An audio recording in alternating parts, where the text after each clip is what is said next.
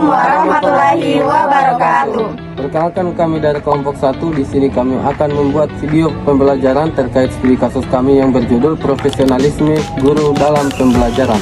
Di mana kasus kami itu, Ibu Rina adalah seorang guru matematika di SMP Negeri 5. Ia dikenal disiplin, namun metode mengajarnya masih konvensional, di mana masih banyak ceramah dan latihan soal. Di era kurikulum merdeka, kepala sekolah meminta semua guru menerapkan pembelajaran diferensiasi dan proyek profil belajar Pancasila. Namun, Ibu Rina merasa hal itu sulit diterapkan karena siswa-siswanya belum siap. Ia jarang mengikuti pelatihan daring dan tidak aktif dalam komunitas guru belajar.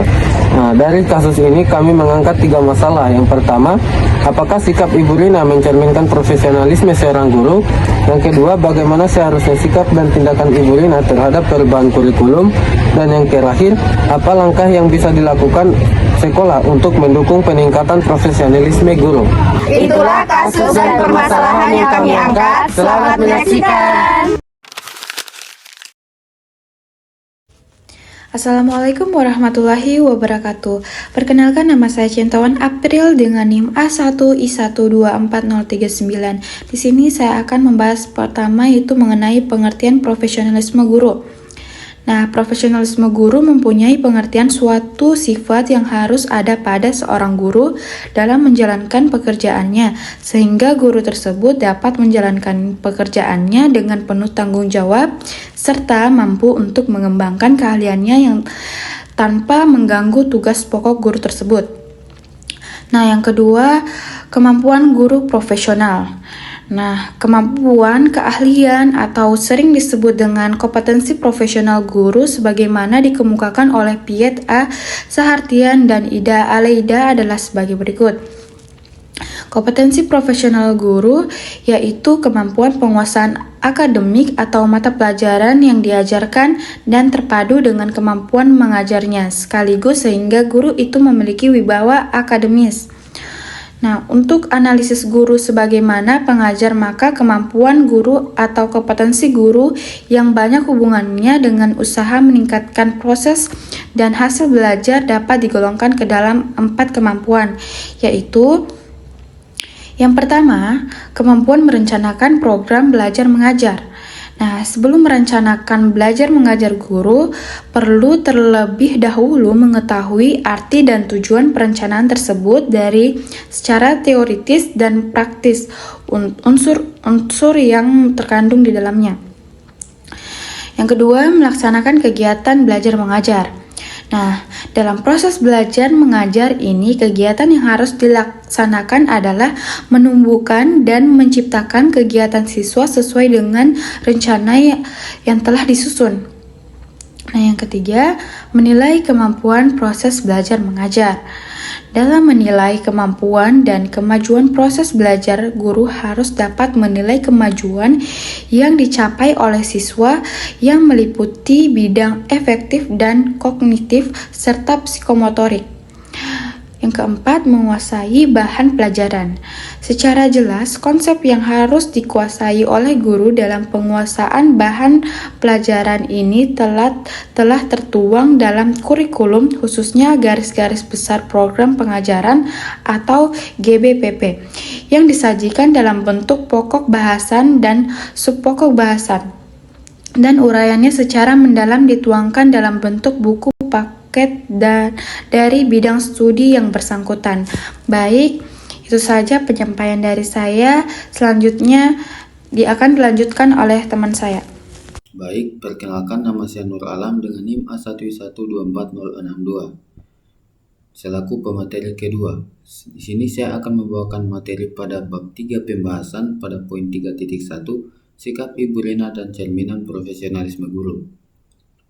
Berdasarkan studi kasus, Ibu Rina merupakan guru matematika di SMP Negeri 5 yang dikenal sebagai sosok disiplin, bertanggung jawab, serta memiliki dedikasi tinggi terhadap pekerjaannya. Namun demikian, metode pembelajaran yang masih konvensional menunjukkan bahwa profesionalismenya belum berkembang secara menyeluruh. Ia lebih sering menggunakan metode ceramah dan latihan soal yang berpusat pada guru, sedangkan pembelajaran abad ke-21 menuntut guru menjadi fasilitator yang mendorong keaktifan dan kreativitas peserta didik. Menurut Pujiarti, Rahmawati, dan Nur Hasanah tahun 2023, profesionalisme guru tidak hanya diukur dari sikap disiplin dan tanggung jawab, melainkan juga dari kemampuan untuk mengembangkan diri, menguasai teknologi pendidikan, dan mengadaptasi metode pembelajaran yang relevan dengan perkembangan zaman. Guru profesional harus mampu menjadi pembelajar sepanjang hayat yang terbuka terhadap inovasi, refleksi terhadap praktik mengajar.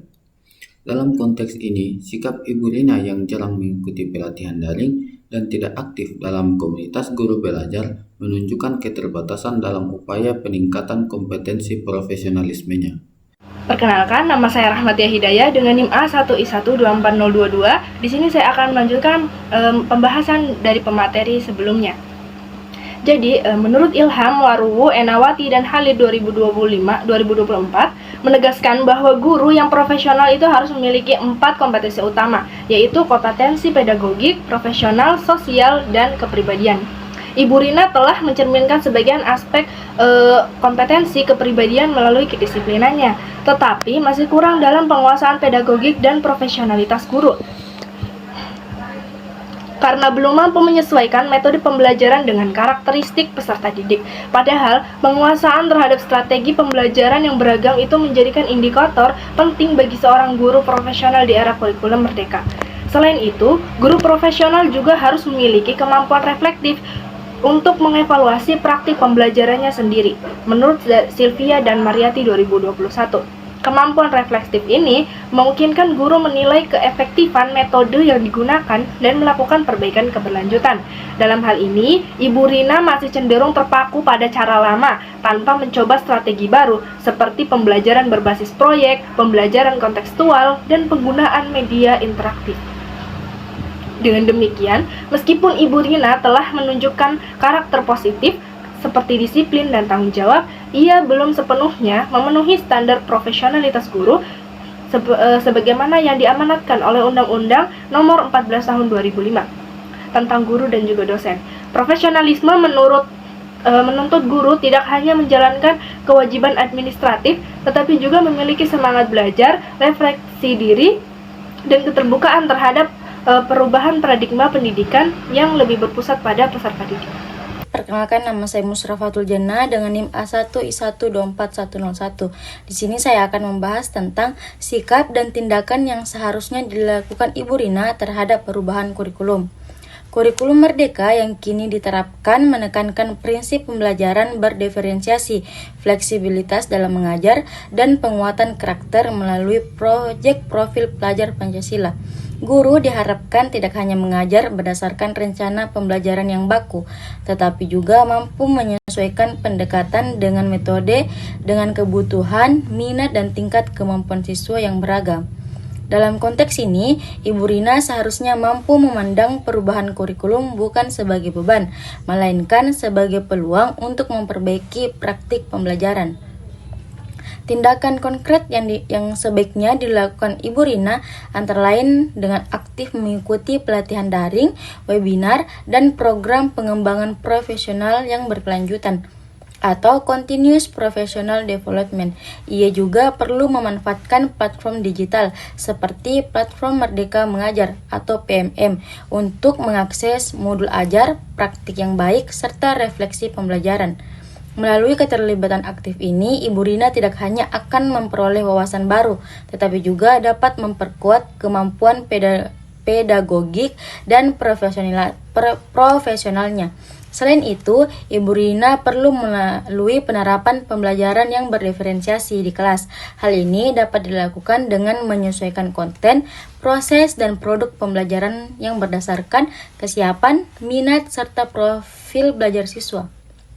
Penting pula bagi Ibu Rina untuk melakukan refleksi rutin terhadap pelaksanaan pembelajaran, seperti yang diungkapkan Pujiarti DKK 2023. Refleksi merupakan bagian penting dalam peningkatan profesionalisme guru karena menjadi sarana introspeksi diri atas keberhasilan maupun hambatan dalam proses pembelajaran. Melalui refleksi, guru dapat menilai sejauh mana strategi yang digunakan efektif dalam mencapai tujuan pembelajaran dan memperbaikinya bila diperlukan. dengan sikap terbuka terhadap pembaruan, partisipasi aktif dalam pelatihan, penerapan pembelajaran yang berdiferensiasi, serta kebiasaan reflektif, Ibu Rina dapat menyesuaikan diri dengan tuntutan kurikulum merdeka. Oke, baik. Jadi di sini saya akan membahas mengenai upaya sekolah dalam mendukung peningkatan profesionalisme guru. Peningkatan profesionalisme guru pada dasarnya tidak bisa hanya diserahkan kepada guru itu sendiri, melainkan juga membutuhkan dukungan nyata dari pihak sekolah sebagai lembaga tempat guru mengajar. Sekolah memiliki tanggung jawab besar untuk menciptakan suasana kerja yang mendukung, memberikan pembinaan, serta membantu guru menyesuaikan diri dengan berbagai perubahan kebijakan pendidikan. Menurut Ilham, Warwu, Enawati, dan Halid tahun 2024, kepala sekolah berperan penting sebagai pembimbing akademik yang tidak hanya mengawasi tetapi juga mengarahkan dan memotivasi guru agar terus berusaha memperbaiki kualitas proses pembelajarannya. Dari hasil penelitian Ilham dan kawan-kawan tahun 2024, terdapat beberapa langkah yang bisa dilakukan oleh sekolah untuk membantu meningkatkan profesionalisme guru, yaitu sebagai berikut. Yang pertama, melaksanakan supervisi akademik secara teratur dan berkelanjutan. Supervisi akademik sebaiknya dilakukan secara konsisten dan dengan pendekatan yang bersifat membina, bukan sekedar menilai. Melalui supervisi, kepala sekolah dapat memberikan masukan yang membangun, membantu guru dalam memperbaiki cara mengajar, serta menumbuhkan sikap reflektif agar guru mampu mengevaluasi pembelajarannya sendiri. Dengan cara ini, supervisi menjadi sarana pengembangan kompetensi pedagogik, bukan hanya kegiatan administratif semata. Yang kedua, memberikan fasilitas bagi guru untuk mengikuti kegiatan pengembangan keprofesian berkelanjutan atau PKB. Sekolah dapat mendukung guru melalui kegiatan seperti pelatihan, seminar, workshop, atau musyawarah guru mata pelajaran (MGMP). Kegiatan ini menjadi wadah bagi guru untuk memperluas wawasan, meningkatkan keterampilan profesional, dan memahami lebih dalam penerapan kurikulum merdeka di kelas. Untuk materi selanjutnya akan dilanjutkan oleh teman saya. Baik, materi selanjutnya yaitu meningkatkan motivasi dan memberikan apresiasi kepada guru. Nah, kepala sekolah perlu menumbuhkan semangat kerja guru dengan memberikan penghargaan atas prestasi dan kinerja yang baik. Nah, bentuk apresiasi ini tidak selalu berupa materi, tetapi bisa juga berupa pengakuan, ucapan terima kasih, atau kesempatan mengikuti pelatihan lanjutan.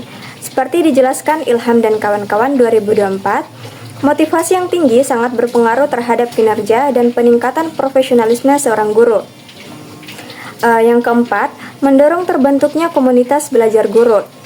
Nah, sekolah dapat membentuk kelompok belajar atau forum diskusi antar guru yang berfungsi sebagai wadah untuk saling bertukar ide, pengalaman, dan solusi atas kendala pembelajaran. Nah, melalui kegiatan ini, guru bisa belajar dari rekan sejawat dan mengembangkan inovasi pembelajaran yang sesuai dengan kebutuhan siswa. 5. Menyediakan fasilitas dan infrastruktur pembelajaran yang mendukung. Nah, ketersediaan fasilitas belajar seperti koneksi internet, perangkat teknologi, dan bahan ajar digital sangat berpengaruh terhadap keberhasilan pengembangan profesional guru. Dengan dukungan sarana yang memadai, guru dapat mengikuti pelatihan daring dan menerapkan pembelajaran berbasis teknologi secara lebih optimal.